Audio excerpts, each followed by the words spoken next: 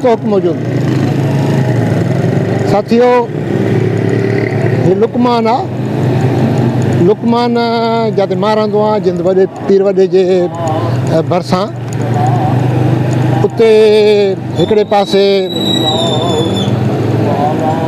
पीर आशिक़ अली शाह जिलानी जो मदरसो आहे, जेको बरेलवी आहे। ऐं लुकमान फाटक जे भरिसां अली शेर हैदरी जो मदरसो आहे, तमामु मशहूरु ऐं मक़बूल।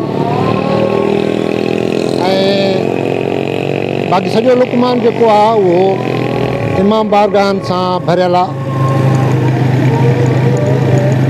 महरम में सॼो महीनो वेंदे 40 ताईं जेके शिया हज़रात हूंदा आहिनि, उन्हनि जूं मजलिसूं, जुलूस, जलसा ऐं मातमी जलसा जुलूस इहे सभु हूंदा आहिनि। ऐं रबीउल अव्वल ईंदे ई ख़ासि करे असांजे आशिक़ शाह वारनि जो जेको मदरसो आहे उहो मुतहरिक थींदो आहे। ऐं पूरो महीनो रबीउल अव्वल जो उते मेलो मतर हूंदो आहे।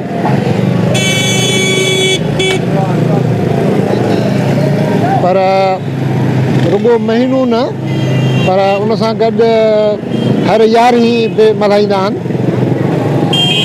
हिन वक़्तु पाण लुकमान फाटक वारे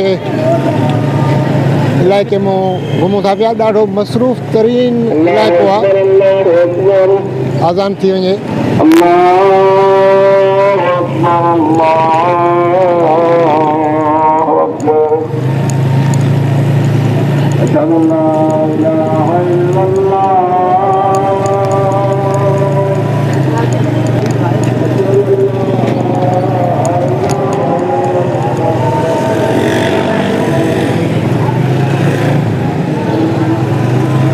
दोस्तों, मूं ॻाल्हि पे कई त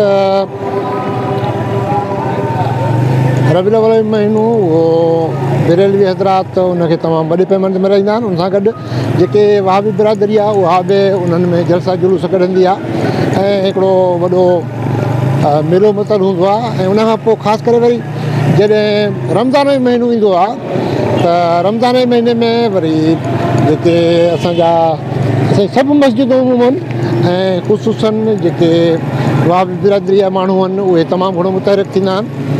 ऐं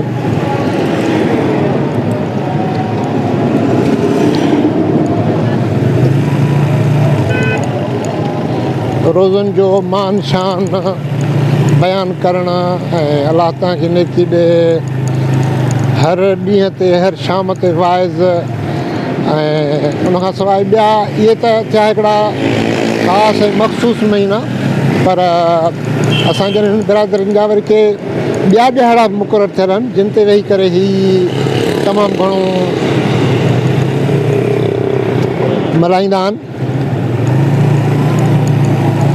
जंहिंमें इज्तिमा, जंहिंमें मजलिसूं, जंहिंमें घणो कुझु।